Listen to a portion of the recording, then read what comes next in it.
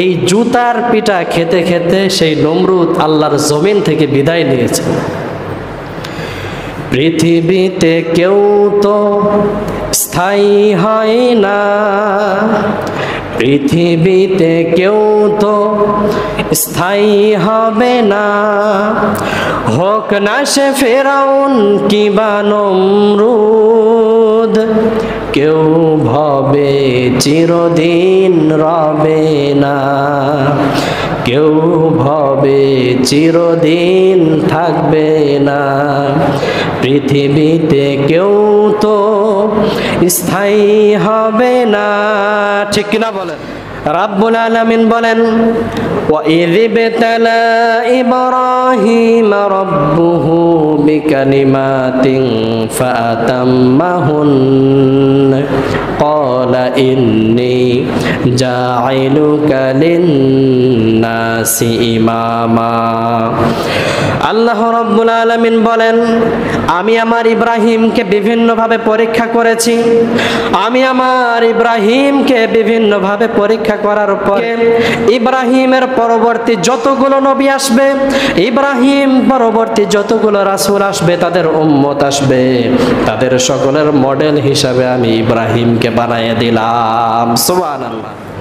আকাশের মতো মোর হৃদয়টা করে দাও, জমিনের মতো তুমি ধৈর্য দিয়ে দাও, সয়ে যেতে পারি যেন সব কষ্ট, মেনে নিতে পারি যেন সব কষ্ট, এমন হৃদয় তুমি আমাকে দাও।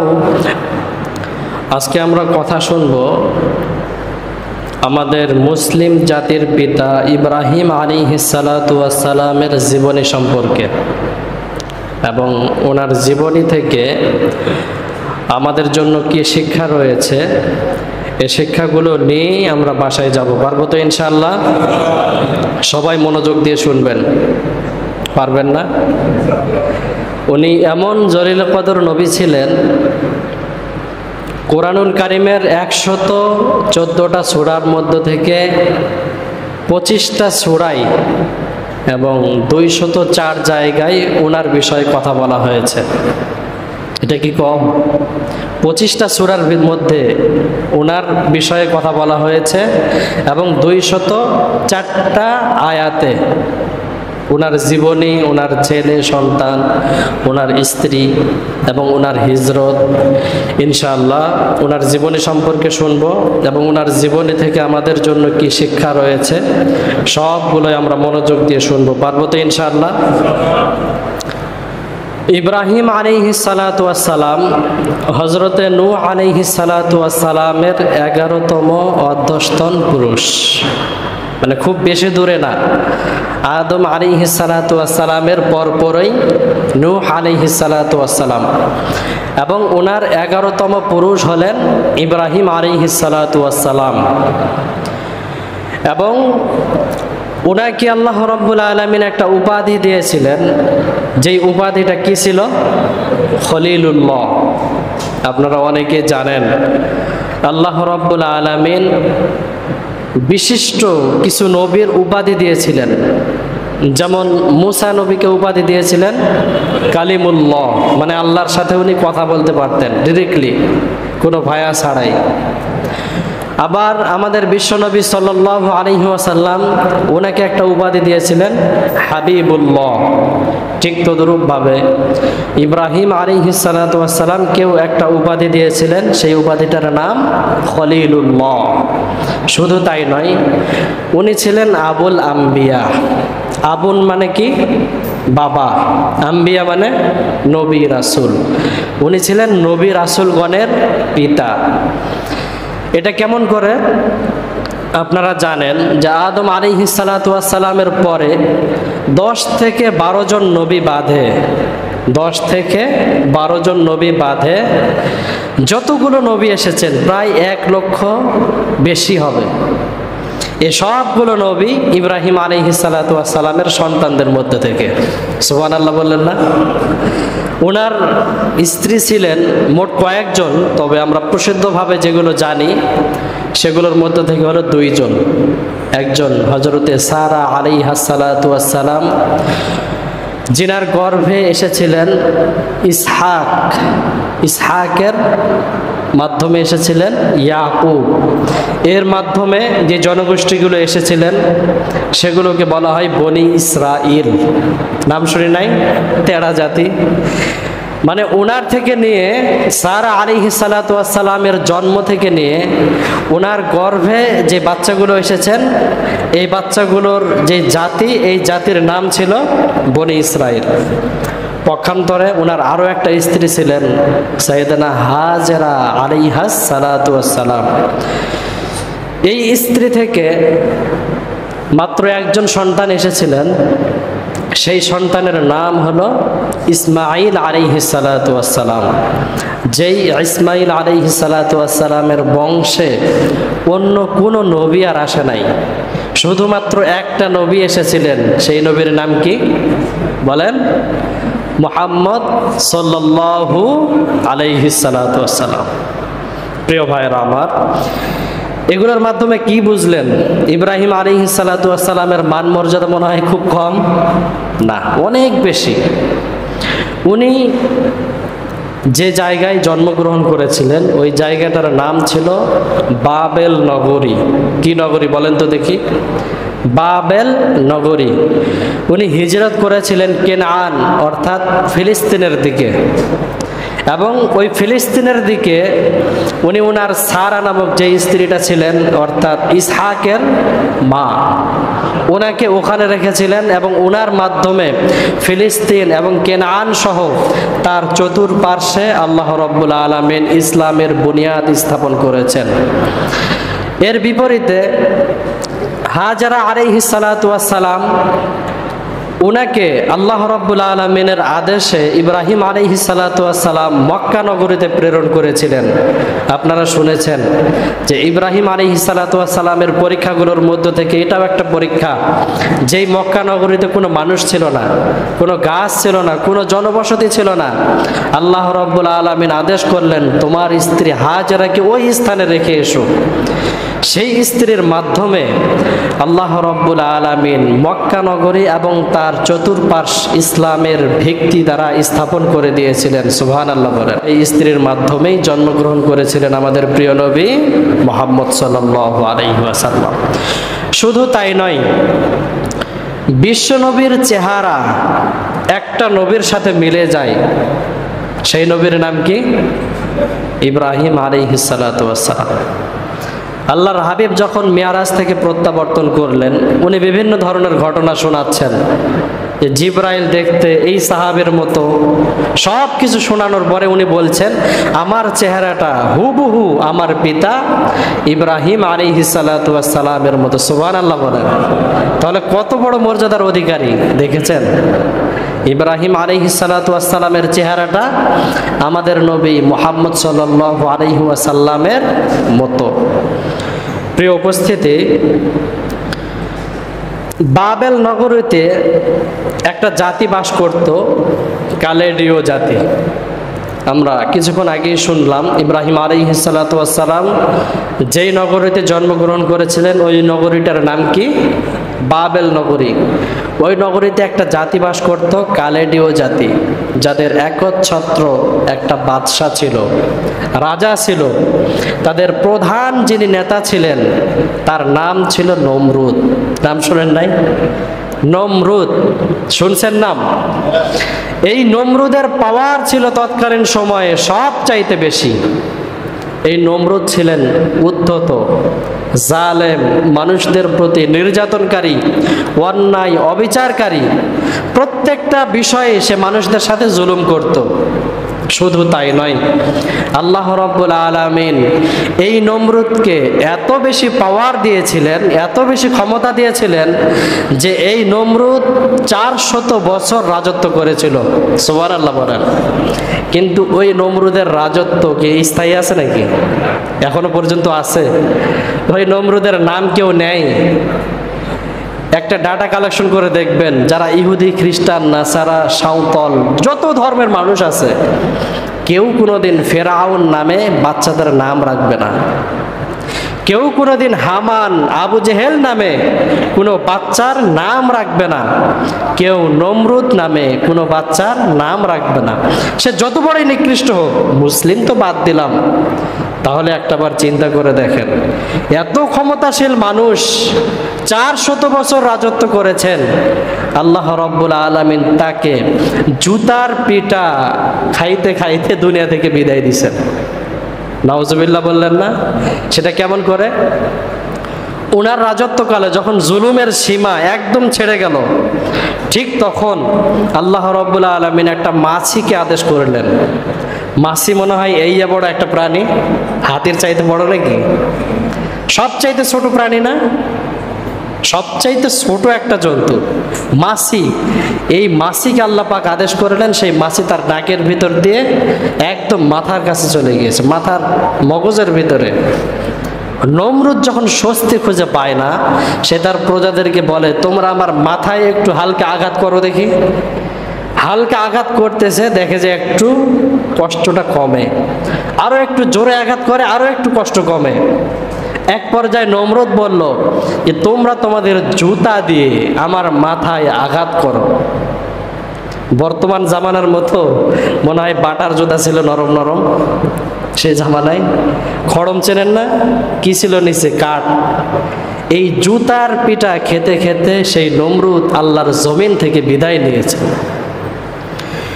পৃথিবীতে কেউ তো স্থায়ী হয় না, পৃথিবীতে কেউ তো স্থায়ী হবে না, হোক না সে ফেরাউন কিবা নমরুদ, কেউ ভবে চিরদিন রবে না, কেউ ভবে চিরদিন থাকবে না, পৃথিবীতে কেউ তো স্থায়ী হবে না। ঠিক কিনা বলেন? এই পৃথিবীতে যত ক্ষমতাশীল মানুষ আসুক না কেন, সবাইকে একদিন চলে যেতে হবে। এই জন্য ক্ষমতা পেয়েছি দেখে ক্ষমতার অপব্যবহার করা যাবে? সমাজের ভিতরে দেখবেন অনেক নেতা আছে, অনেক মেম্বার থেকে নিয়ে উপর লেভেল পর্যন্ত ক্ষমতা পেয়েছি, আমরা ভাবি আমার মন যা চাইবে আমি তাই করব, কিন্তু এমনটা করা যাবে? 400 বছর রাজত্ব, এটা কি কম নাকি? 5 বছর 10 বছরের মতো? 400 বছর রাজত্বের অধিকারী একজন মানুষকে আল্লাহ রাব্বুল আলামিন জুতার পিটা দিয়ে দুনিয়া থেকে বিদায় করেছেন। ঠিক এর বিপরীতে আল্লাহ রাব্বুল আলামিনের পাওয়ার কত বেশি, যেই মানুষটা তার রবের সাথে বিরোধিতা করে এক সময় খোদা দাবি করলো। শোনেন নাই আপনারা? এই নমরুদ যখন দেখলো আমার রাজত্বের তো শেষ নাই, আমার রাজত্বের কোনো ক্ষয় নাই, কোনো লস নাই, তখন সে একদিন খোদায় দাবি করলো। এক পর্যায়ে আল্লাহ রাব্বুল আলামিন চাইলেন যে এই নমরুদকে দুনিয়া থেকে কিভাবে বিতাড়িত করা যায়, কিভাবে লাঞ্ছিত করা যায়। আল্লাহ রাব্বুল আলামিনের একটা সিস্টেম হলো, একটা নিয়ম হলো, যখন পৃথিবীতে কেউ জুলুম করতে করতে সীমা ছেড়ে যাবে, তখন আল্লাহ রাব্বুল আলামিন তাকে প্রতিহত করার জন্য বিশাল একটা অস্ত্র তার বাসায় পাঠিয়ে দিবেন। সুবহানাল্লাহ বলেন। শোনেন নাই আপনারা ঘটনা? ফিরআউন যে ছিল মুসা আলাইহিস সালাতু ওয়াস সালামের জামানায় সবচাইতে নিকৃষ্ট মানুষ, এই ফিরআউন যখন শুনলো যে বর্তমান জামানায় একটা বাচ্চা জন্ম নেবে, যে বাচ্চা আমার রাজত্বটাকে কেড়ে নেবে, সে তখন তার এলাকার সব বাচ্চাগুলোকে হত্যা করতে শুরু করলো। কিন্তু আল্লাহ রাব্বুল আলামিনের কি কারিশমা, যেই বাচ্চার মাধ্যমে তার রাজত্বকে ধ্বংস করবেন, সেই বাচ্চাকে আল্লাহ পাক তার বাসায় পাঠিয়ে দিলেন। সুবহানাল্লাহ বলেন। এর মাধ্যমেও তো বোঝা যায় যে আল্লাহ রাব্বুল আলামিনের পাওয়ার অনেক বেশি। আর যদি সামান্যতম ঈমান থাকে, তাহলে এটাও তো বোঝা যায় যে ওই আল্লাহর পাওয়ার কমে যায় নাই। কমে গেছে নাকি আল্লাহর পাওয়ার? অসম্ভব। একদিন ফেরাউন যখন দেখলো যে এই বাচ্চাটা তো অনেক সুন্দর করতেছে, দেখতে অনেক সুন্দর, চেহারাটা মাশাআল্লাহ অনেক সুন্দর, নবীর চেহারা তো খারাপ হবে নাকি? কালিমুল্লাহ, আল্লাহর সাথে কথা বলতে পারতেন, যেমন তেমন নবী নাকি? কিন্তু সেই নবীর রাগ ছিল জন্ম থেকেই, পিচ্চি বাচ্চা, সেই সময় থেকে তার রাগ ছিল বিশাল। ফেরাউন কোলে নিয়ে সেই বাচ্চাকে আদর করে চুমু দিতে চায়। কি করে? চুমু দিতে যায়। মানুষ যতই খারাপ হোক, ছোট বাচ্চাদের প্রতি মানুষের মহাব্বতটা থাকে। তো মুসা আলাইহিস সালাতু ওয়াস সালাম তো সব বোঝেন, ঠাস করে একটা গালে থাপ্পড়। ফেরাউন থাপ্পড় খাওয়ার পরে সে বলে, এই বাচ্চার থাপ্পড়ে আমি যে পরিমাণ কষ্ট পেলাম, পুরা পৃথিবীতে আমি যতদিন বেঁচে আছি এই কষ্টগুলো এক জায়গায় করলে এরকম কষ্ট হবে না। সে ভেবে নিল, সে তো জ্ঞানী ছিল, সে ভেবে নিল এই বাচ্চাই সেই বাচ্চা যেই বাচ্চা আমার রাজত্ব শেষ করে দিবে। ইনশাআল্লাহ পরবর্তীতে বলবো ঘটনাটা। উনি বিভিন্ন ধরনের পরীক্ষা নিরীক্ষা করার পরে আল্লাহ পাকের আদেশ ছিল সে যেন বুঝতে না পারে, এই জন্য এক পর্যায়ে আল্লাহ তাকে বাঁচিয়ে নিলেন। প্রিয় ভাইরা আমার, বলছিলাম এই নমরুদ ছিল তৎকালীন সময়ে সবচাইতে নিকৃষ্ট মানুষ। এই নমরুদের প্রধান পুরোহিত ছিল আজর, প্রধানমন্ত্রী ছিল আজর। যেই আজর মূর্তি পূজক ছিল, কি করত? মূর্তি পূজা করত। শুধু তাই না, যেই আজর মূর্তি পর্যন্ত বানাতো, মানে তার নির্দেশে মূর্তি বানানো হতো, এই আজরের ঘরে আল্লাহ রাব্বুল আলামিন ইব্রাহিম আলাইহিস সালাতু ওয়াস সালামকে জন্ম দিলেন। আল্লাহু আকবার বলেন। আল্লাহর কি পাওয়ার!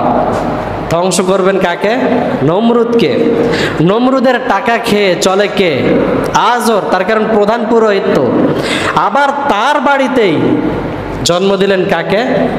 ইব্রাহিম আলাইহিস সালাতু ওয়াস সালামকে। প্রিয় ভাইরা আমার, এই নবী উনি ছিলেন আবুল আম্বিয়া, অর্থাৎ নবীগণের পিতা। আমরা কিছুক্ষণ আগেই শুনলাম যে পৃথিবীতে আল্লাহ রাব্বুল আলামিন যতগুলো ধর্ম দিয়েছিলেন, মুসলিম, ইহুদি, নাসারা, এই সব ধর্মের পিতা কিন্তু আমাদের জাতির পিতা ইব্রাহিম আলাইহিস সালাতু ওয়াস সালাম। এই জন্য ওনাকে বলা হয় যে উনি হলেন আবুল আম্বিয়া, অর্থাৎ নবীগণের পিতা। রব্বুল আলামিন পবিত্র কোরআনুল কারীমের মধ্যে বলেন, ইন্নাল্লাহা আসতাফা আদাম ওয়া নূহা ওয়া আলা ইব্রাহিম ওয়া আলা ইমরান আলাল আলামিন। আল্লাহ রাব্বুল আলামিন বলেন, এই পৃথিবীর মধ্যে আমি কয়েকজন মানুষকে সবচাইতে বেশি সম্মান দিয়েছি। এই পৃথিবীর মধ্যে কয়েকজন মানুষকে আমি নির্বাচন করেছি। সেই মানুষগুলোর মধ্য থেকে একজন হলো আদম, সেই মানুষগুলোর মধ্য থেকে একজন হলো নূহ আলাইহিস সালাতু ওয়াস সালাম, সেই মানুষগুলোর মধ্য থেকে একজন হলো ইব্রাহিম আলাইহিস সালাতু ওয়াস সালাম, সেই মানুষগুলোর মধ্য থেকে একজন হলো ইব্রাহিম আলাইহিস সালাতু ওয়াস সালামের পরে আলে ইমরান আলাইহিস সালাতু ওয়াস সালাম।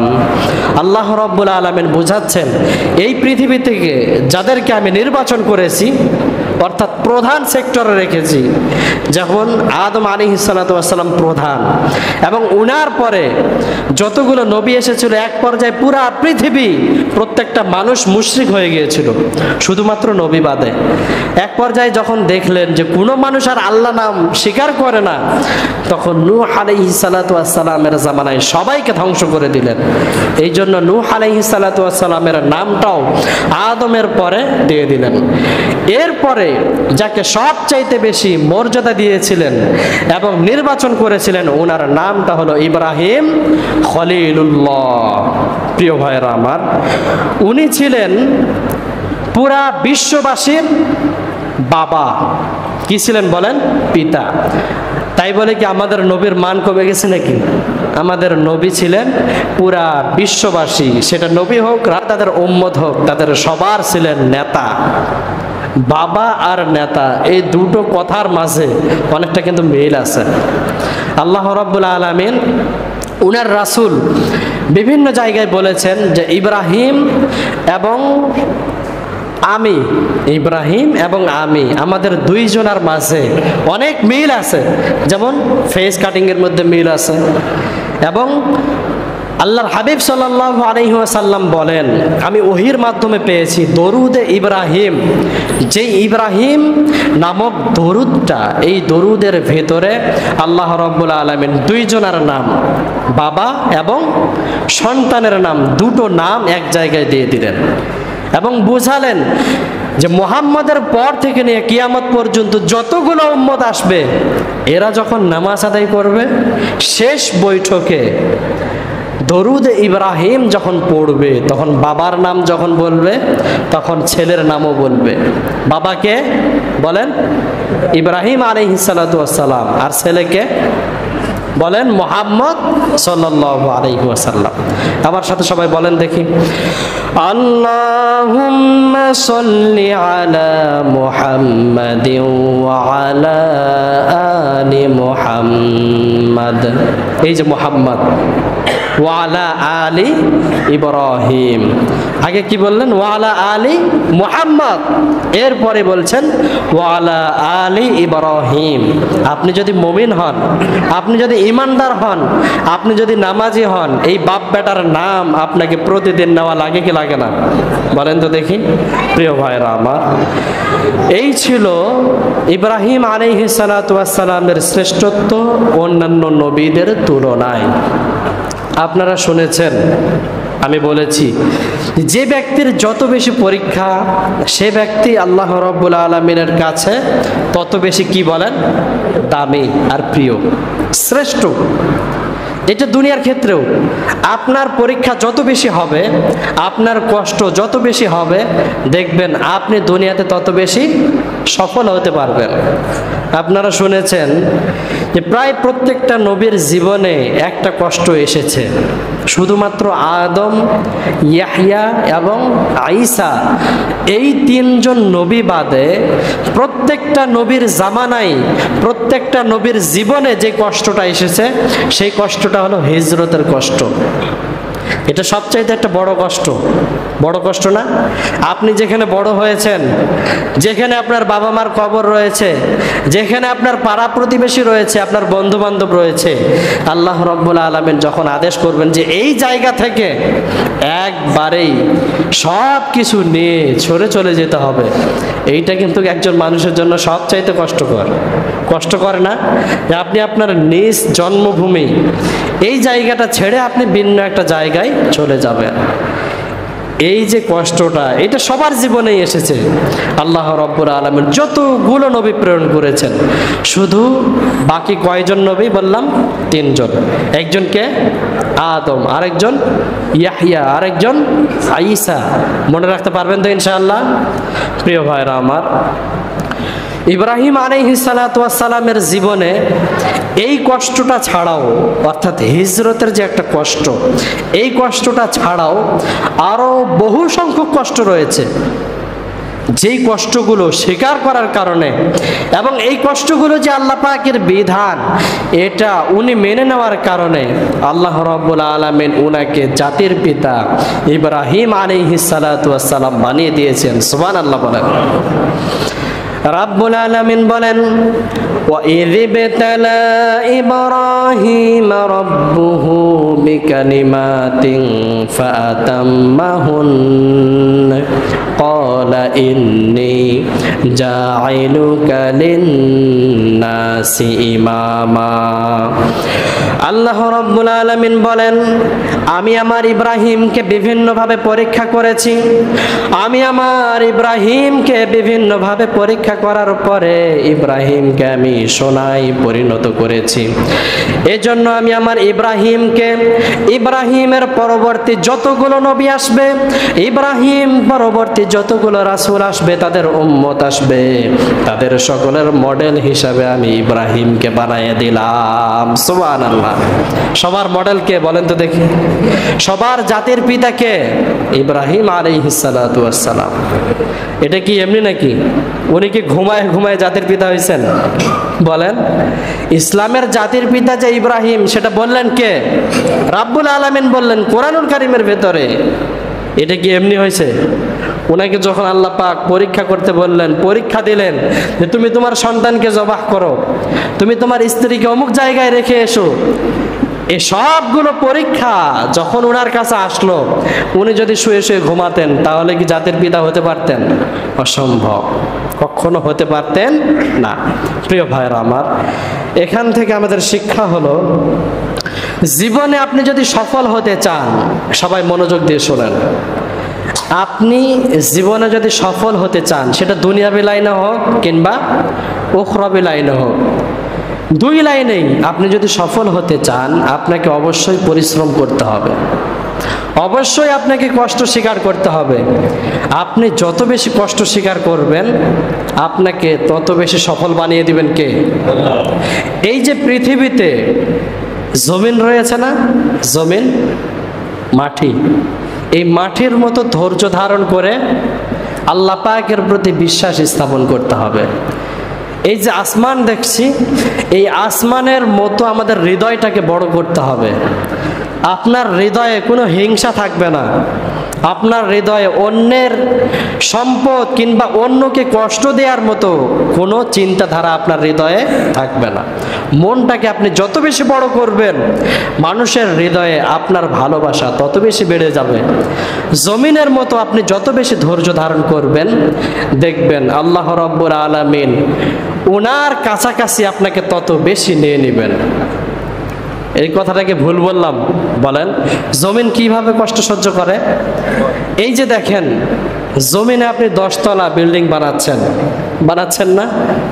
জমিনের কষ্ট হয় না? হয়।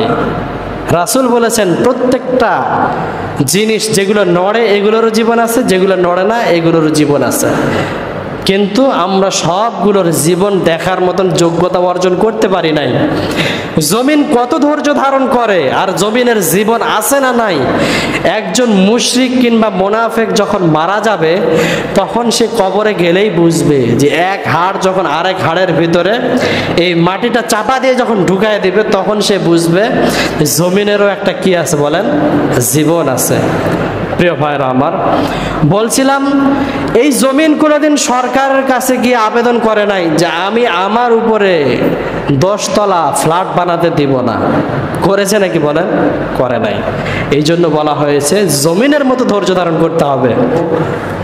আকাশের মতো মোর হৃদয়টা করে দাও, জমিনের মতো তুমি ধৈর্য দিয়ে দাও, সয়ে যেতে পারি যেন সব কষ্ট, মেনে নিতে পারি যেন সব কষ্ট, এমন হৃদয় তুমি আমাকে দাও।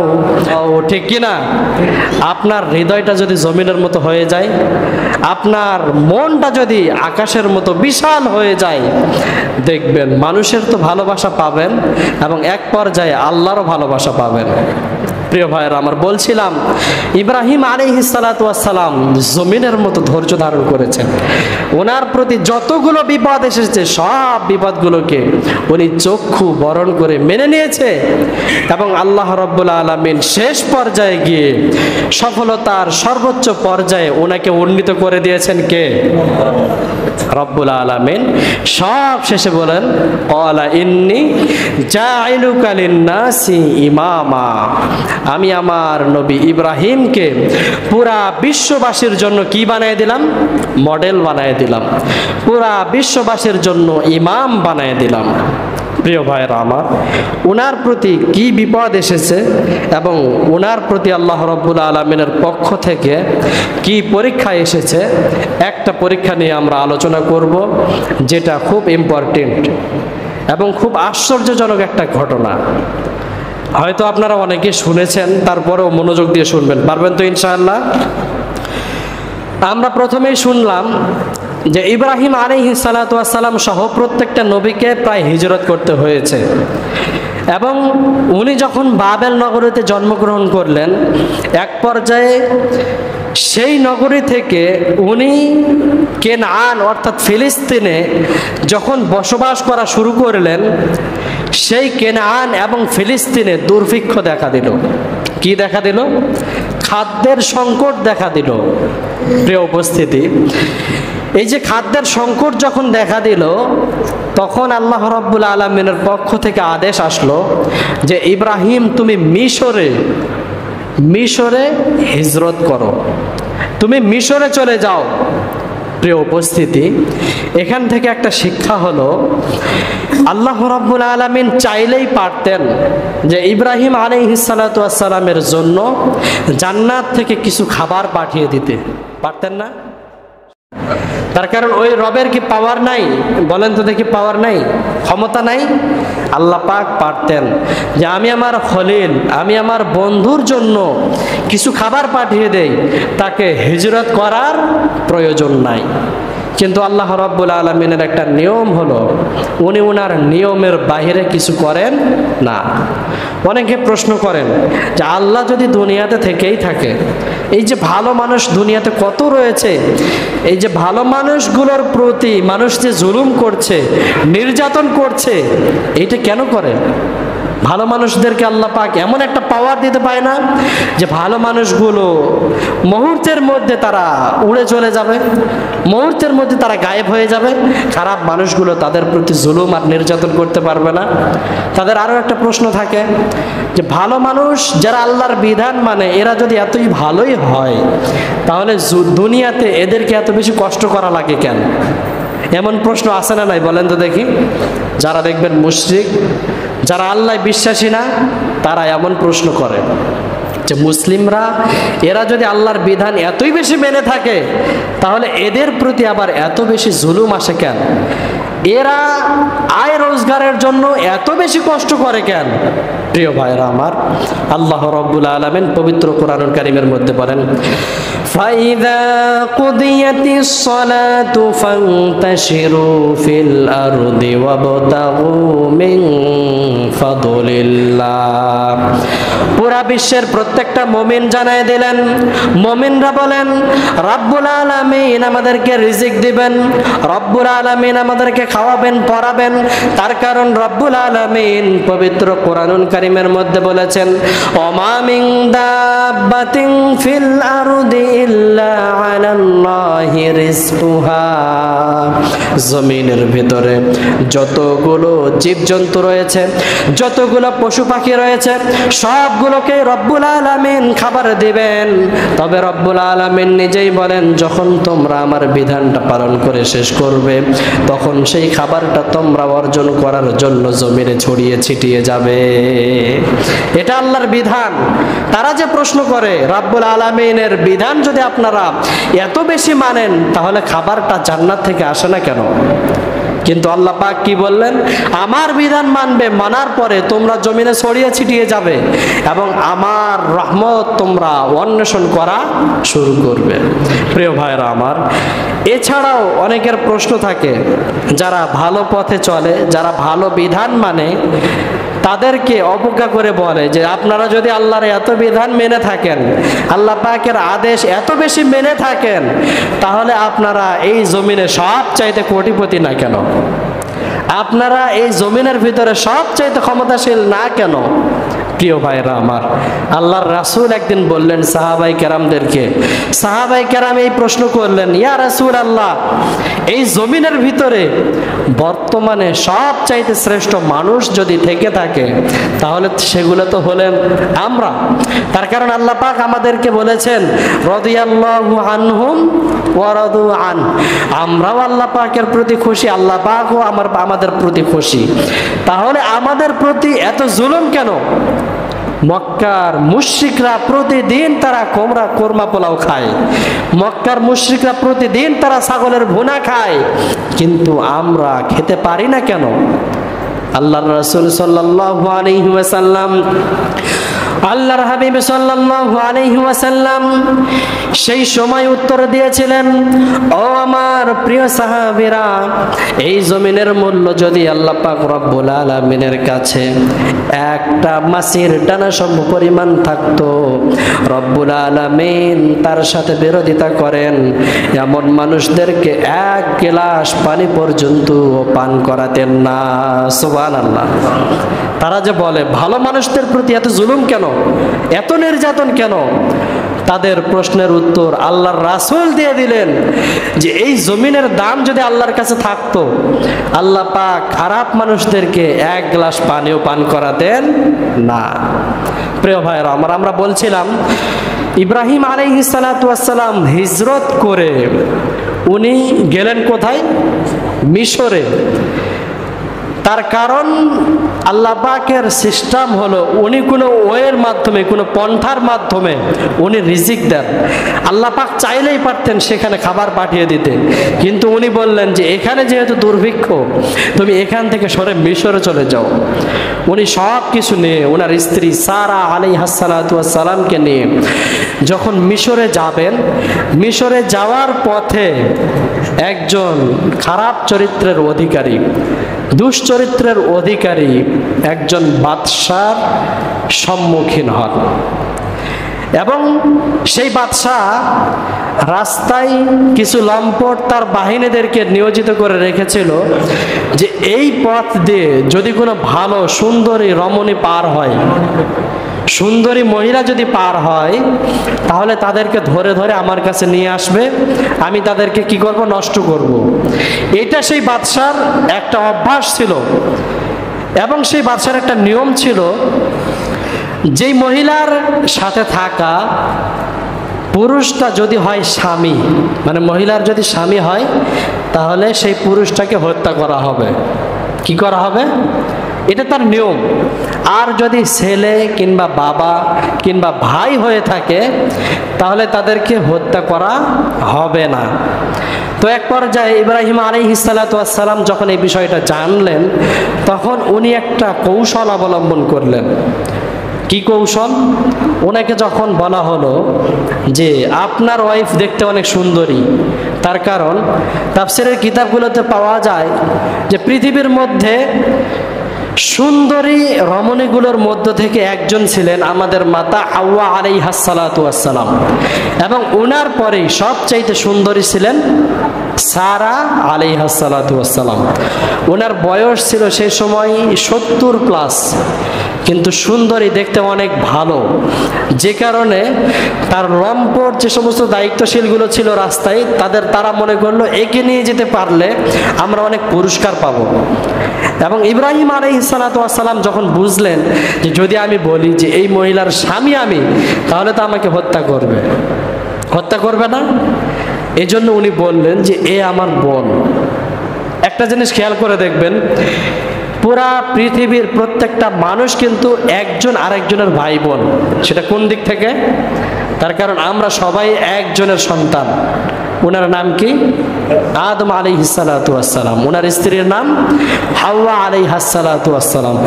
ওই দিক থেকে লক্ষ্য করে উনি বিবাহের আগে ওনার ধ্যান ধারণাটা নিয়ে গিয়ে বললেন যে এই মহিলা হলেন আমার বোন। আসলেই তো বোন, দিনী বোন না? বোন। এ কারণে ওনাকে ছেড়ে দেওয়া হলো এবং ওনার স্ত্রীকে নিয়ে যাওয়া হলো। ইব্রাহিম আলাইহিস সালাতু ওয়াস সালাম তৎক্ষণাৎ উনি ওযু করে সাথে সাথে নামাজে দাঁড়িয়ে গেলেন এবং নামাজের ভেতরে আল্লাহ পাক রব্বুল আলামিনের কাছে দোয়া করছেন। এরপরেই যে ঘটনাটা ঘটলো, এটা স্বয়ং আল্লাহর হাবিব বলছেন, বুখারী শরীফের বর্ণনা, বুখারী এবং মুসনাদ আহমদের বর্ণনা। আল্লাহর রাসূল সাহাবীদেরকে ঘটনাটা শোনাচ্ছেন যে সাইয়্যিদাতুনা সারা আলাইহাস সালাতু ওয়াস সালামকে যখন ওই লম্পট বাদশার সামনে নিয়ে যাওয়া হলো, ওই লম্পট বাদশা যখন ওনার কাছাকাছি আসার চেষ্টা করছেন, তখন আল্লাহ রাব্বুল আলামিন তার হাতটাকে, তার শরীরটাকে অবশ করে দিচ্ছেন। অবশ মানে প্যারালাইসিসের মতো, মানে তার শরীর আর কোনো কাজ করে না। কেন? তার কারণ সারা আলাইহিস সালাতু ওয়াস সালাম একটা দোয়া করেছিলেন, যেই দোয়াটা আমরা আমাদের মা বোন যেগুলো রয়েছে, আমাদের মেয়ে রয়েছে, এদেরকে শিখিয়ে দেব। পারবো তো ইনশাআল্লাহ? সেই দোয়াটা হলো, উনি বলেছিলেন যে ও আল্লাহ, আমি আপনার প্রতি এবং আপনার রাসূল ইব্রাহিমের প্রতি আমি বিশ্বাস স্থাপন করেছি, সেটা আপনি ভালো করেই জানেন। উনি স্বাভাবিক, তার কারণ ওনার বিশ্বাস আছে আমি তো খারাপ কোনো মহিলা না যে আমার প্রতি কাফেরের অত্যাচার হবে। উনি বললেন, আল্লাহ আমি তো আপনার প্রতি বিশ্বাস স্থাপন করি, আপনার নবীকে আমি নবী হিসাবে স্বীকার করি, এবং আমি আমার লজ্জা স্থানকে আমার স্বামী ব্যতীত অন্য কোনো পুরুষের কাছে আমি সঁপে দেই নাই। আল্লাহ এই সবগুলোই যদি আমি আপনার জন্য করে থাকি, তাহলে কাফেরকে আপনি আমার প্রতি বিজয়ী করিয়েন না। এই দোয়াটা করার কারণে বারবার যখন সে আসে বারবার অবশ হয়ে যায়। তাফসীরের কিতাবগুলোতে পাওয়া যায় প্রায় ৩-৪ বার, তার কারণ উনি ছিলেন দেখতে অত্যন্ত সুন্দরী। ৩-৪ বারের পরে যখন দেখলেন যে এই মহিলাটা সাধারণ কোনো মহিলা না, এই মহিলাটা অসাধারণ একটা মহিলা, একে বেশিক্ষণ এখানে রাখা হলে আমার মরণ পর্যন্ত হতে পারে, সে তখন ভয়ে ওনার সাথে একটা বাদী দিয়ে দিলেন। বাদীর নাম কেউ বলতে পারবেন? বলেন তো দেখি। হাজেরা আলাইহিস সালাতু ওয়াস সালাম, যে হাজেরা পরবর্তীতে ইব্রাহিম আলাইহিস সালাতু ওয়াস সালামের স্ত্রী ছিলেন। প্রিয় ভাইয়েরা আমার, উনি যখন সম্মানের সাথে ওনার স্বামীর কাছে আসলেন, দেখলেন যে ওনার স্বামী সিজদায় পড়ে আছে, এবং ইব্রাহিম আলাইহিস সালাতু ওয়াস সালাম আল্লাহ রাব্বুল আলামিনের কাছে শুকরিয়া আদায় করলেন, এবং উনি মনে মনে চিন্তা করলেন যেই রব তার বান্দাকে, তার নবীকে আগুনের ভেতর থেকে বাঁচাতে পারে, আপনারা শোনেন নাই? আগুনের ভেতর থেকে যেই রব তার বান্দাকে বাঁচাতে পারে, এই জমিনের উপরে স্বাভাবিক একটা পরিস্থিতি সাধারণ একটা মানুষের কাছ থেকে অবশ্যই আমার স্ত্রীকে বাঁচাবে। ওনার বিশ্বাসটা কেমন ছিল, এবং উনি শুকরিয়া আদায় করলেন। প্রিয় ভাইয়েরা আমার, এখান থেকে বোঝানোর উদ্দেশ্য ছিল এবং শিক্ষা হলো সর্বাবস্থায় আল্লাহ রাব্বুল আলামিনের প্রতি আমাদেরকে বিশ্বাস করতে হবে। তার রবের প্রতি তত বেশি আল্লাহ রাব্বুল আলামিন তত বেশি তার প্রতি তার ভালোবাসাকে নিক্ষেপ করবেন। আপনারা শুনেছেন রাব্বুল আলামিন বলেছেন, ওমাইয়াত্তাকিল্লাহ ইয়াজআল লাহু মাখরাজা। আপনি যদি রবের প্রতি ভরসা রেখে পথ অন্বেষণ করা শুরু করে দেন, রাব্বুল আলামিন আপনাকে বিভিন্ন জায়গা থেকে পথ উন্মুক্ত করে দিবেন। এইটা একটা শিক্ষা। দ্বিতীয় নাম্বার শিক্ষা হলো, যেটা মহিলাদের জন্য শিক্ষা, কোনো মহিলা, সেটা মা হোক, বোন হোক, মেয়ে হোক, যাই হোক না কেন, সে যদি এই বিষয়টা, এই দোয়াটা করতে পারে, আল্লাহ রাব্বুল আলামিন তাকে এই বিপদ থেকে অবশ্যই মুক্তি দান করবেন। সুবহানাল্লাহ বলেন। তৃতীয় নাম্বার আমাদের যেটা উপদেশ ছিল, শিক্ষা ছিল, সেটা হলো তীব্র প্রয়োজন। মানুষের একান্ত যদি কোনো প্রয়োজন চলে আসে, যেই প্রয়োজনের ক্ষেত্রে আপনি ডিরেক্টলি যদি সত্য কথাটা বলেন, এটা একটা মাসআলা। মানে আপনি একটা সত্য কথা, এই সত্য কথাটা হুবহু যদি আপনি এভাবেই বলে দেন, তাহলে আপনার জীবন চলে যাবে। এমনও মাসআলা আছে, আপনার এমন একটা অসুখ হয়েছে, আপনি হারাম জিনিস, উদাহরণস্বরূপ বলি মদ, এটা মনে হয় হালাল নাকি হারাম? হারাম। কিন্তু ডক্টর, ইসলামিক একটা ডক্টর বলেছে যে এমন একটা রোগ হয়েছে, এই রোগের প্রতিষেধক শুধুমাত্র ওই মদ, তাছাড়া এই রোগীকে আর বাঁচানো সম্ভব না। বলতে হবে কাকে? ইসলামিক কোনো ডক্টর। তাহলে সেই মদটাও আপনাকে সেই পরিমাণ খাওয়াটা জায়েজ। এজন্য ইব্রাহিম আলাইহিস সালাতু ওয়াস সালাম ওনার জীবনকে রক্ষার্থে, অনেকে প্রশ্ন করতে পারেন যে হুজুর উনি একটা নবী মানুষ, উনি আবার মিথ্যা বললেন কেমন করে?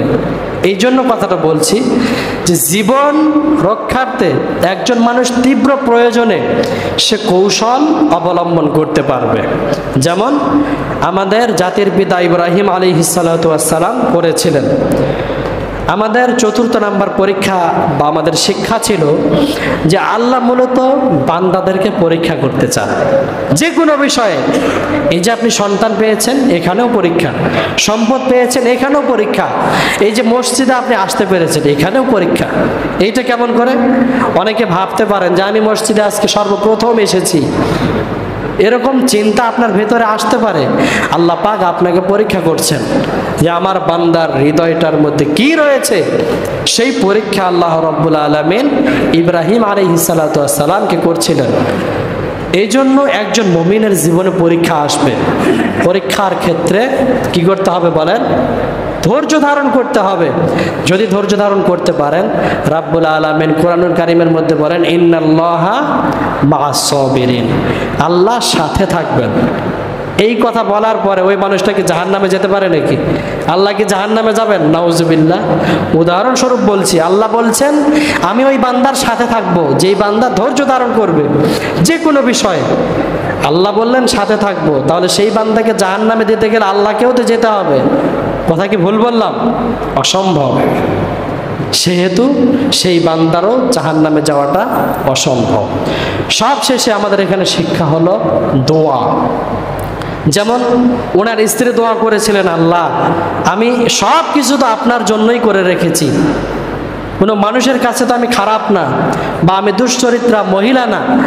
এবং নবী উনিও দোয়া করছেন, আল্লাহ আপনি তো আগুনের মধ্য থেকে আমাকে বাঁচিয়েছেন, এইটা তো একটা ভিতরের জিনিস, ভিতরের একটা আযাব, আর দুনিয়াবিক যেটা স্বাভাবিক, এখান থেকে অবশ্যই আপনি আমার ওয়াইফকে বাঁচাবেন। তাহলে সব শেষে পেলাম দোয়া করতে হবে। প্রিয় ভাইরা আমার, আল্লাহর রাসূল বলেছেন আর দোয়া মুখুল ইবাদা, দোয়া হলো ইবাদতের মগজ। আল্লাহর রাসূল আরো বলেন মান লাম ইয়াসআলিল্লাহ ইয়াগদাব আলাই, যে ব্যক্তি আল্লাহর কাছে চায় না রব্বুল আলামিন তার প্রতি রেগে যান। এমন রব পাওয়া যাবে নাকি বলেন? আপনাকে যে পৃথিবীর সবচাইতে বেশি ভালোবাসে, তার কাছে যখন আপনি কোনো কিছু চাইবেন, কোনো কিছু বাহানা করবেন, তাকে ভালো লাগবে, দিতেও ভালো লাগবে, কিনে দিতেও ভালো লাগবে, কিন্তু এটা কয়দিন? সর্বোচ্চ 3 দিন, এরপরে সেও বিরক্ত বোধ করবেন। কিন্তু রাব্বুল আলামিন বলেন যে ব্যক্তি আমার কাছে চায় না আমি তার প্রতি রেগে যাই, তার প্রতি আমার রাগ থাকেন। আল্লাহ রাব্বুল আলামিন আমাদের সকলকে ইব্রাহিম আলাইহিস সালাতু ওয়াস সালামের জীবনী জেনে বুঝে এবং ওনার জীবনী থেকে যে সমস্ত শিক্ষাগুলো রয়েছে এই শিক্ষা নিয়ে আমল করার তৌফিক দান করুন। সকলে পড়ে আমিন।